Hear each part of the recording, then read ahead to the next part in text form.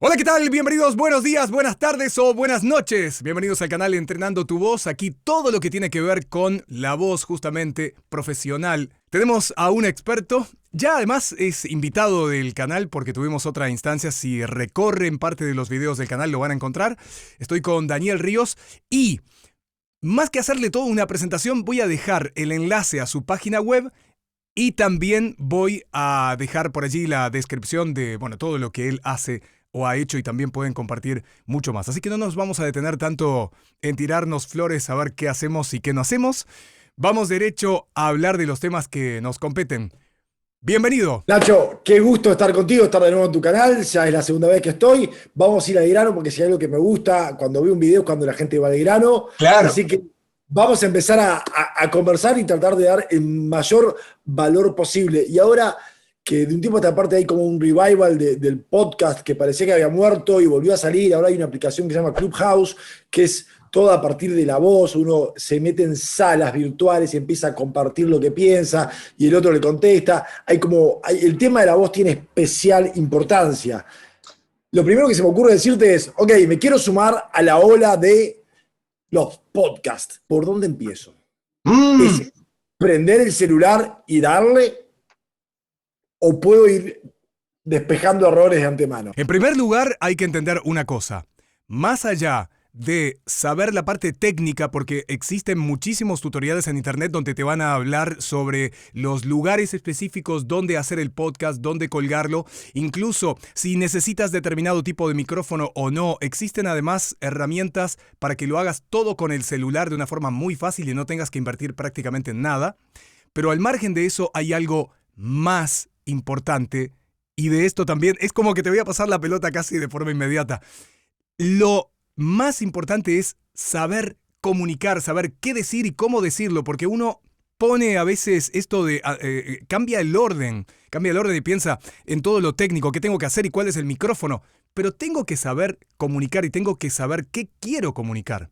Entonces, esas preguntas antes de empezar un podcast, ¿me las he hecho o no? Excelente. Vamos por definir qué es una presentación que se puede parecer en algo a un podcast. Una presentación es llevar a una persona o a un grupo de personas de un punto A un punto B. Yo los agarro en un lugar, sabiendo algo, sintiendo algo, haciendo algo de determinada manera, y cuando yo termino de hablar, lo que necesito es que esa gente esté en otro lugar. Para lograr ese efecto, para lograr llevarlos del punto A al punto B, lo primero que necesito es un punto B muy claro, un objetivo. Ok, Dani, lo sabemos, pero ¿cómo me fijo un objetivo a la hora de hablar en público? Esta es una pregunta que te va a ayudar muchísimo. Si las personas se fueran a olvidar de todo lo que tienen para decir, salvo por una cosa, ¿qué quiero que recuerden? Si se fueran a olvidar de todo, pero quiero que algo quede en su mente, ¿qué es Es eso? como decir, Dani, después de escuchar todo un podcast, ya que estamos hablando sobre este tema, ¿qué me gustaría si se van a olvidar de casi todo, por lo menos, qué les tiene que quedar? Es como decir cuál es la esencia después de haber apretado todo esto, qué es la gotita esa que realmente me nutre y digo, ¿para qué pasé 20 minutos, media hora, 40 minutos escuchando este contenido? ¿Y qué me dejó? Ese qué me dejó, tú dices que de alguna manera el locutor o llamémosle el comunicador lo debe tener claro. ¿Esto es posible tenerlo claro o no es completamente manejable? Es muy manejable, pero hay que tener el corazón bastante frío, porque tendemos a enamorarnos de nuestro propio contenido. Creemos que todo lo que tenemos para decir vale, porque nos costó aprenderlo, porque queremos nuestro minuto de fama, porque queremos hacerlo más largo, pensando que puede ser mejor. Y en realidad, ya sea un podcast o una presentación, nunca nadie se quejó de algo demasiado corto, siempre y cuando tenga esencia y sirva para algo. De hecho, cuando tengo algún cliente que viene conmigo, porque Daniel, hoy estamos a mediados de febrero, el mediados de marzo, el 17 de marzo, tengo que dar una presentación, tenés que ayudarme. Ok, hagámoslo. Mi mayor trabajo muchas veces es decirle qué sacar de la presentación y no qué poner. Claro, porque estamos todos de acuerdo en qué va, pero decirle, haceme caso, esto no te suma, es lo más difícil. Ese es el punto B, pero el punto A es conocer a tu público. ¿Cuál es el dolor de tu público? ¿Por qué están ahí? Los americanos dicen qué los levanta de mañana y qué los mantiene despiertos de noche. ¿De dónde quieren salir? ¿A dónde quieren llegar? ¿Qué edad tienen? Muchas veces, y podemos hacer algo para que vayan pensando ustedes en su casa o en donde estén viendo este video, yo pongo ejemplos basados en series policíacas. Nacho, ¿conoces la serie CSI? Sí, ¿Conocías La Ley y el Orden? sí, de nombre, sí, por supuesto. ¿Conocías Matlock? Sí, también. Ok. Vengo pasando casi todas. No te puedo dar en detalle qué hacía cada uno, pero todos los he visto en algún momento. ¿Y Columbo? También, ¿Y Kojak? también. Ahora, un Tengo años, Dani. joven de 22 años, ¿conoce Kojak? ¿Conoce Columbo? Tal vez no, pero Dani, pero hoy día con todas las herramientas existen chicos, muy chicos, que si quisieran investigar, podrían conocer. La mayoría de los jóvenes podrían. La mayoría de los jóvenes en mis talleres no llegan hasta ahí. Y ahí donde queda claro es que, mirá, si vas a dar un ejemplo, tenés que conocer la edad de tu público. Claro. Tenés que saber, bueno, cómo hablar para que todos te entiendan, algo que vos haces muy bien, y yo desde el momento que te digo vos, ya te das cuenta que yo no tanto, ¿ok? Tenés que conocer, por ejemplo, la cultura. ¿Por qué? Mira esto, un trabajo con una empresa alemana, preparando presentaciones para alemanes. Y yo soy más de una escuela norteamericana, todos mis mentores son americanos, salvo uno que es inglés. Y vos escuchás una presentación de Apple y es increíble, mágico, simple, hermoso. Hasta que alguien me dice en esta empresa, hey, Dani, mirá que los alemanes con esos adjetivos de Disney, de Apple, no los llevas a ningún lado. Los tipos quieren, estas personas quieren el conocimiento puro y duro y te van a juzgar por eso. No son tanto de comprar la adjetivación del mundo Apple. Entonces, hasta eso tiene que ver en cómo armás la cosa. Pero el principio de todo es tener claro un objetivo. Vamos a empezar ahora por este otro punto que tenía para tocarles, que es el tema de la retórica de la voz. En este canal ya hemos dedicado varios videos y tiene que ver con rasgos expresivos y específicos. Los específicos es todo aquello que dentro de la expresividad va a estar más vinculado a la definición. Por ejemplo, algo específico de un determinado rasgo retórico cuando estoy hablando tiene que ver con esa definición de qué entiendo por esa palabra. Pero lo expresivo es cómo lo expreso, cómo lo manifiesto. Lo que hay que entender es que... Se movía la cámara para todos lados. Me distraje por un momento. ¿Cómo manejar estos momentos de distracción? Es otro muy buen punto. Hacemos este paréntesis. Y algo que tú me habías sugerido antes de comenzar la charla es, hablemos de las pausas.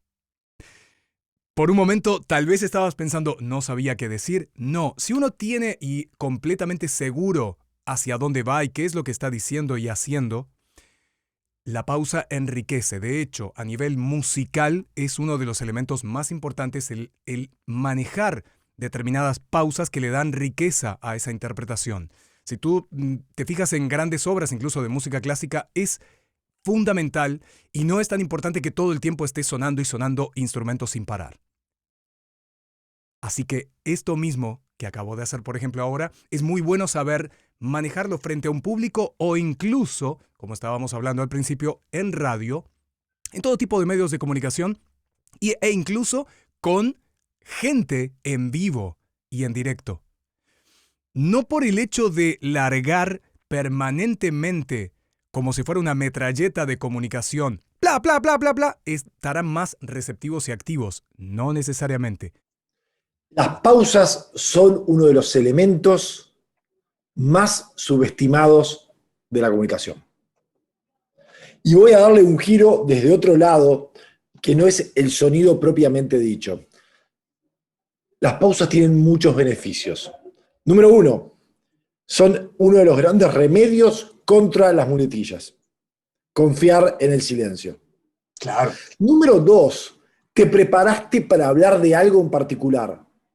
Quizás toda tu vida, porque vas a hablar sobre teléfonos celulares. Y toda tu vida estudiaste de celulares. Pero tu audiencia es la primera vez que escucha hablar de teléfonos celulares. Las pausas lo que hacen es que dejan que se asiente el conocimiento que le estás transmitiendo al otro. Si todo lo que decís no tiene pausa, es un monólogo que no deja que la otra persona piense. Entonces, contra las muletillas, deja que se asiente el conocimiento. Nacho, vos sabés mejor que yo, te permite tomar aire, por Dios, y llegar tranquilo al final de la frase. Y finalmente, la pausa te permite ordenarte. Te iba a robar esa palabra porque es exacto. Es eso, es que la coordinación fonorrespiratoria lo que va logrando es ese orden. Es decir, tomamos aire, inhalamos. Ya estoy haciendo una especie de repaso de clase de respiración. Llevamos el aire a la parte del abdomen. Retengo unas milésimas de segundo, no voy a decir 1 segundo, 2 segundos, 3 segundos como si fuera un ejercicio, pero imagínate que estás frente a un público, retienes unas milésimas de segundo, exhalas y ese aire, como si fuera también el combustible de un automóvil, te permitirá recorrer X distancia. No más que eso y tal vez, y aquí viene otro punto, pero tomé mucho aire e iba a decir una cosa corta. Y ahí está mal también, porque estás exagerando en la toma de aire. Esto es un punto muy interesante y tiene que ver también entonces con un autoconocimiento. Hay una cantidad justa para tomar aire y hay otra cantidad que es no del todo deseable y otra cantidad que es excesiva. Si yo, por ejemplo, voy a decirles a las personas, hola, ¿qué tal? Bienvenidos, ¿cómo están? Eso es lo que voy a tener que decir. Hagámoslo simple y fácil, Dani. Tomo aire. Hola, ¿qué tal? ¿Cómo les va? Bienvenidos. Si tú tomas aire... Perfecto. Si tú tomas aire abajo y arriba, la única manera de justificar que eso está correcto es que necesites hacer una proyección de voz tremenda, con lo cual te haga gastar todo. Si no te hace gastar todo, quiere decir que fue excesivo y te va a pasar esto. Tomo aire al máximo. Hola, ¿qué tal? ¿Cómo están? Bienvenidos. Estoy completamente inflado e incómodo. Muy inflado. Estoy por explotar. Estoy por explotar porque quedé con un montón de aire que voy a tener que hacer otra frase para justificar que tengo que exhalarlo. Entonces esto es súper práctico.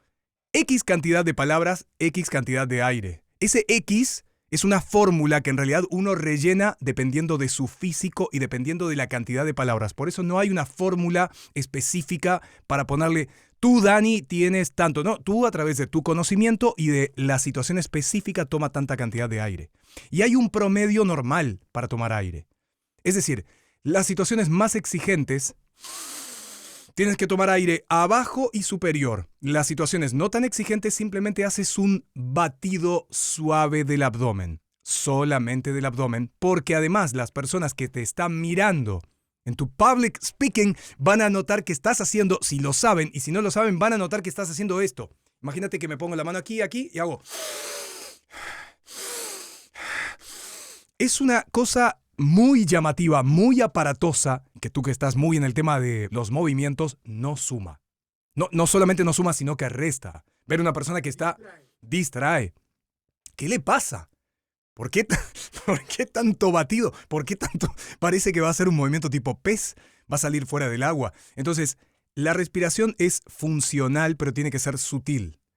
Y si necesito determinada cantidad de aire, mucha, porque voy a hacer algo intenso, tomo esa cantidad de aire, pero de forma sutil. Esto se aprende a través de la técnica y es, coloco una mano en la panza y otra mano a este nivel y las dos partes tienen que hacer un movimiento de ola suave. Hace tuk tuk, pero suave. Nunca toc toc y luego los hombros no se tienen que mover. Imagínate además que, primero que nada, sobre los hombros no hay función de aire. Son escuelas muy, muy antiguas y perimidas completamente. Y además, este movimiento de hombros también distrae. Y acá empezamos a complementar. Cuando hace un discurso, por ejemplo, de tono político, que no es una presentación corporativa, sobre el final del discurso, las frases son cada vez más cortas y más emotivas. Uno hasta puede agitarse para agitar a las personas. Ya no son las frases del comienzo de la oratoria que quería llevar a la gente de un punto A a un punto B. Al final lo vamos a hacer hoy, y somos nosotros. Y nadie nos va a decir que no, como quiera decirlo, pero las frases son más cortas, porque se vuelcan más a la emoción que a la racionalidad. Claro. Y acá vamos de la mano con otro tema, no sé si te parece, pero el tema de la velocidad y los cambios de velocidad. Hoy por hoy, cuando tenemos charlas de Zoom, tenemos muy poca información de quién está del otro lado. Tenemos menos estímulos para prestar la atención y a su vez tenemos muchas más distracciones. Entonces, yo necesito sacarle el mayor provecho posible a lo que tengo, a mis herramientas. Y dentro de la voz, la velocidad, los cambios de velocidad son importantes. Por ejemplo,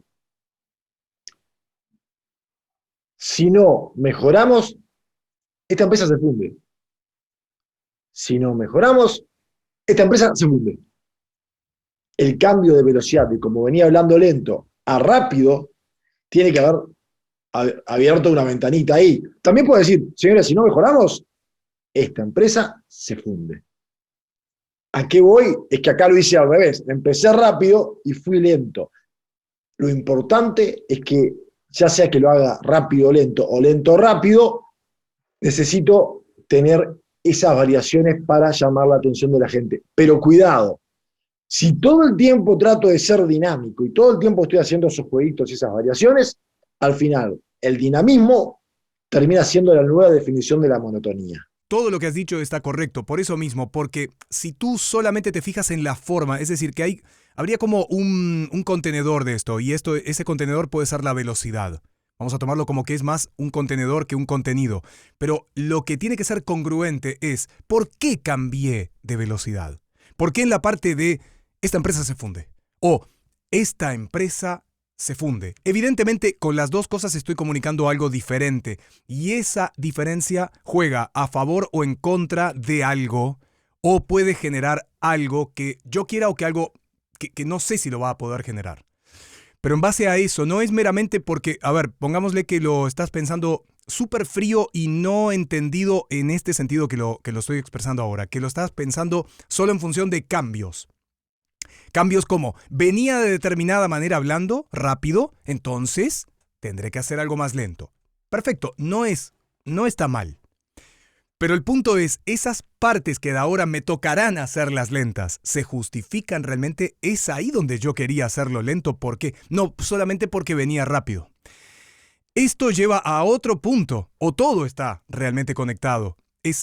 Hay que estar muy atento a cuando estás expresándote, cuando estás hablando.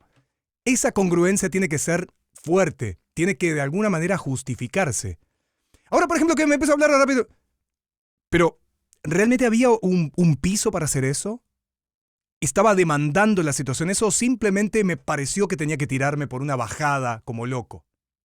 Entonces, como venía como loco, luego tendré que ir más lento. Pero esa solución apunta más a las formas. Formas que también tú bien definiste. Si hay mucho cambio, aunque sean las formas, también puede volverse monótono. También, por supuesto. Entonces, la conclusión es, atiende más, está más en contacto con el verdadero sentido de lo que estás diciendo. Si, por ejemplo, ahora digo el verdadero sentido de lo que estás diciendo, lo hago espontáneamente, pero estoy destacando una palabra que me parece que es importante destacarla. Que no es lo mismo que haber dicho el verdadero sentido de lo que estás diciendo. Por eso, pero se me ocurrió que fui congruente con mi sentir. Si yo hubiera pensado, tengo que decir el verdadero, pero ya eso, una de dos, o se me ocurría en el momento o lo tengo que ensayar. Y esto nos lleva a otro tema, me encanta porque vamos encadenando cosas. La importancia de en algún momento escribir lo que vas a decir y poder subrayar el texto con las pausas y diciendo voy a hacer una acentuación en esta palabra, la voy a marcar, acá voy a hacer una pausa y la importancia justamente de escribirlo. Pero con algo a tener en cuenta que en tu rubro, en la locución, y sobre todo cuando es locución comercial, cuando se hace publicidad está más que claro. Nos entrenaron para escribir, para ser leídos. Pero no nos entrenaron para escribir, para ser hablados. Porque me pasó un taller esta semana. El chico había escrito todo perfectamente, pero cuando empezó a hablar, yo me di cuenta que él estaba repitiendo algo que había escrito con un lenguaje que era de escritura. Estaba bueno para ser leído, pero no para ser hablado. Sonaba plástico, no era él. Entonces, algo que les puedo recomendar es decir, lo escribo y luego lo leo en voz alta. Y digo, yo hablo así, es así como quiero sonar. Che, esta frase que tiene 3 renglones, quizás es buena leerla, pero decirla quizás es un desafío. Entonces, por un lado escribirlo, pero por el otro, saber que tengo que escribir para ser dicho. Me diste un pie perfecto para hablar de alguna manera emparentado con la publicidad comercial, cómo ha evolucionado, porque te iba a hacer un aporte, no una corrección, sino un aporte de que hoy día quienes están dando el salto a nivel de expresión dentro de la locución comercial son quienes justamente están entendiendo que ya no se trata de ser lectores. Y hace la diferencia entre la vieja escuela o la vieja guardia o los simplemente que entienden que la locución es, bueno, tengo un texto y lo leo. ¿Lo leo como? Bien, o lo leo muy bien, o lo leo con tal o cual estilo. Perfecto, hasta ahí íbamos año 2000 y poco. El tema es que desde hace un tiempo se está demandando por qué contratan actores. Muchas veces para locución y por qué muchos locutores también se enojan porque aparecen actores. Porque el actor no es meramente que dice sabe actuar. El actor lo que está entendiendo está actuando desde la prosodia y está actuando justamente desde otro lugar expresivo donde se sirve del texto pero no lo lee. Y me vas a decir, entonces lo inventa. No, no lo inventa.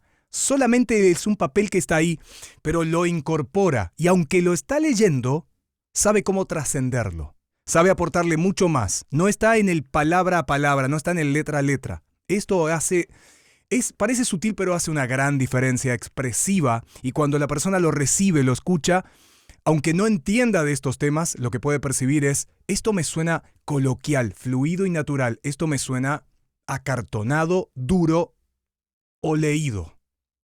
Esa es la diferencia. De hecho, cuando contamos una historia en un taller de storytelling, hay una de las frases que le digo a los participantes es, miren que las historias no se cuentan, las historias se reviven. Yo estoy reviviendo la historia frente a otros, no la estoy contando, no estoy dando un reporte de lo que ocurrió. Esa es la diferencia entre llegarle a alguien, emocionarle quizás, y simplemente transmitirle información. Esto en el mundo de storytelling, por lo menos. Y Nacho, ¿sabes qué? No quiero que nos olvidemos del paréntesis que se abrió hoy cuando se movió la cámara. Exacto. ¿Qué pasa si estoy hablando en público y el perro del vecino de donde estoy empieza a ladrar? Y eso lo primero que tenés que saber es que eso que te perturbó también lo hizo con tu audiencia. ¿Okay? También lo molestó. Y que el peor error que podés hacer es no reconocer lo que está pasando. ¿Por qué? Claro, porque si yo lo ignoro y el vecino sigue con la motosierra, lo que voy a demostrarle a mi público es que estoy tan metido en eso tan importante que tengo para decir que no estoy donde están ellos, no estoy con ellos. Y el sonido de la motosierra se va a hacer cada vez más grande.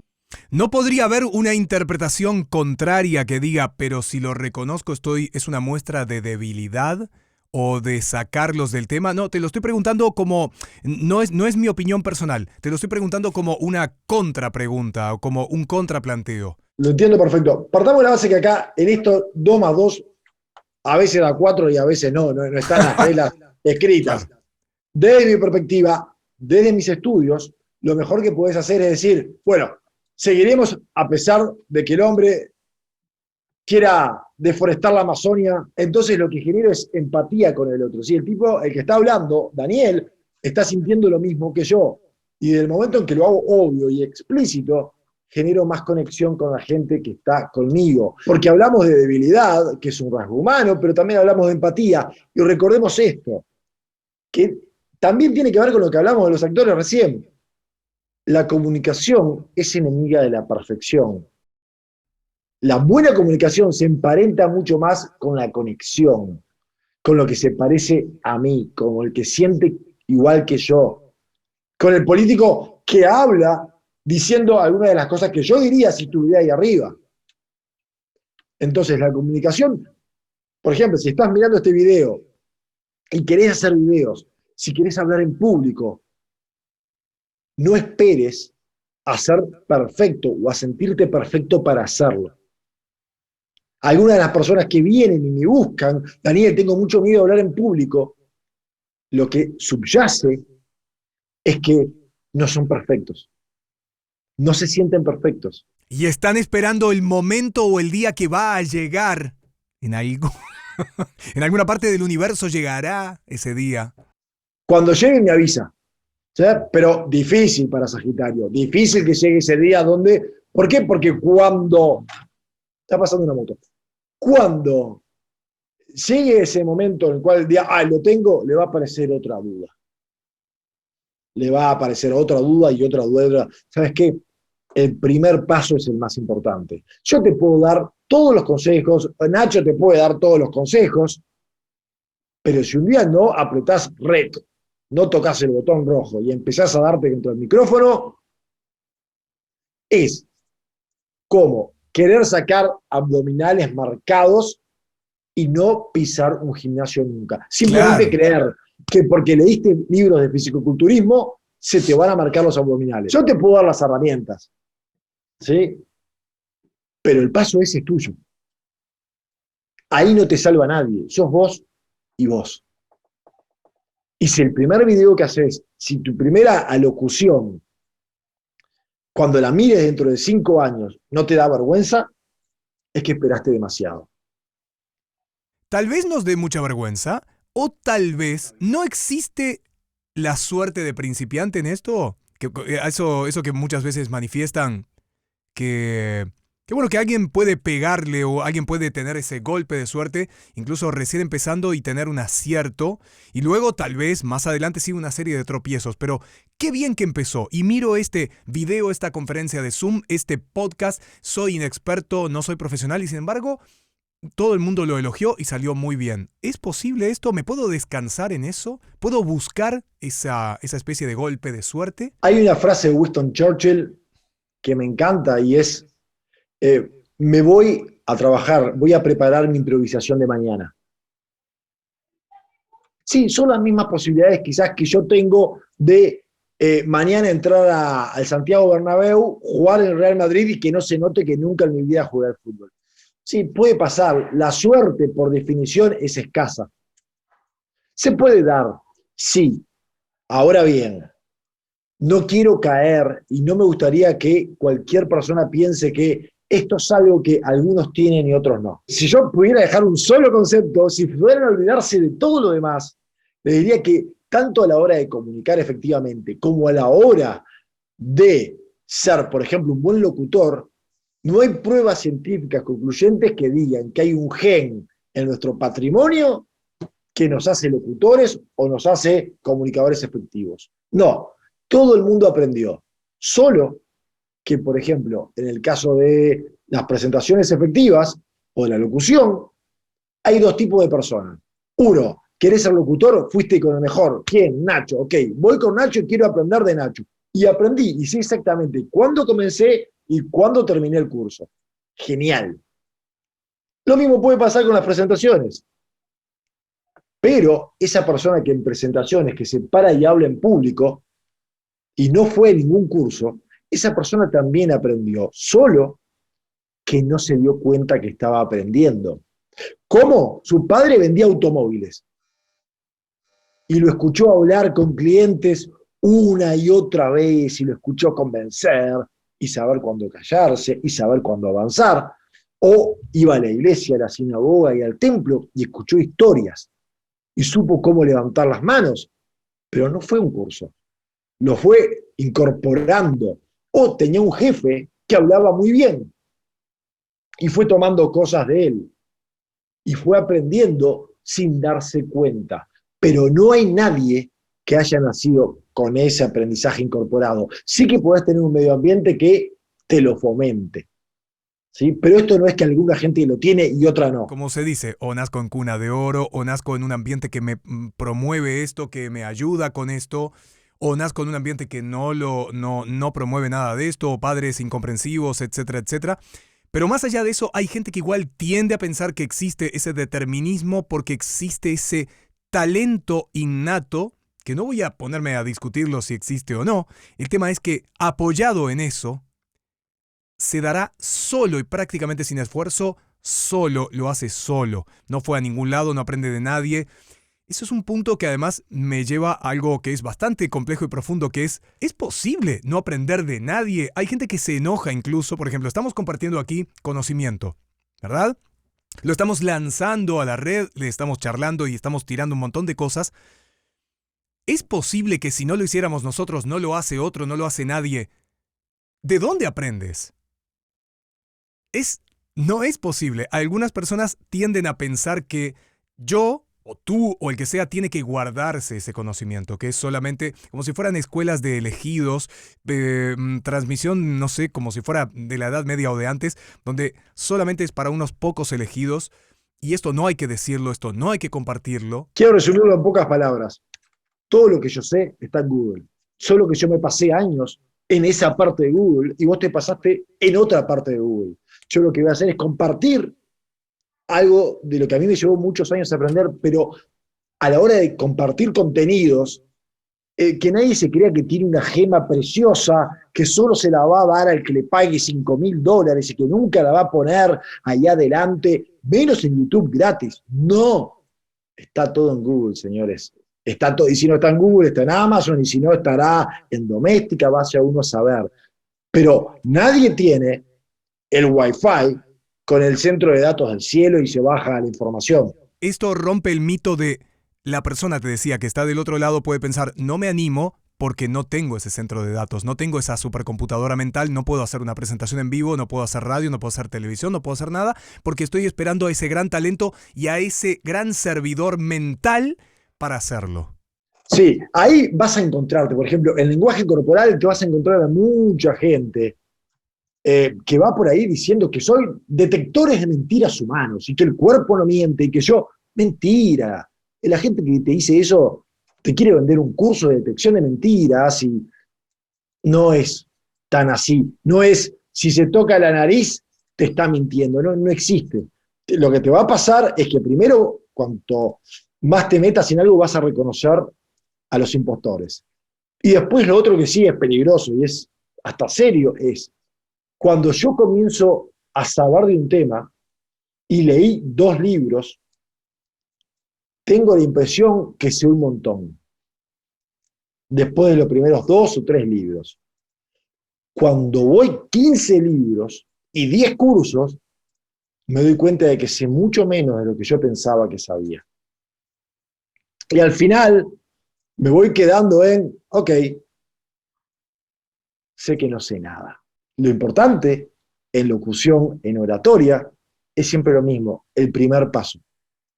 Así que, si es por mí, dale para adelante que nadie nació sabiendo. Nadie. Ha sido un placer, Dani, tenerte aquí en el canal. Nos estamos encontrando en una próxima, así que serás invitado, por supuesto, aquí de la casa, como siempre, para seguir tratando de estos apasionantes temas. ¡Hasta la próxima! ¡Saludos! Chao. ¡Chau, chau!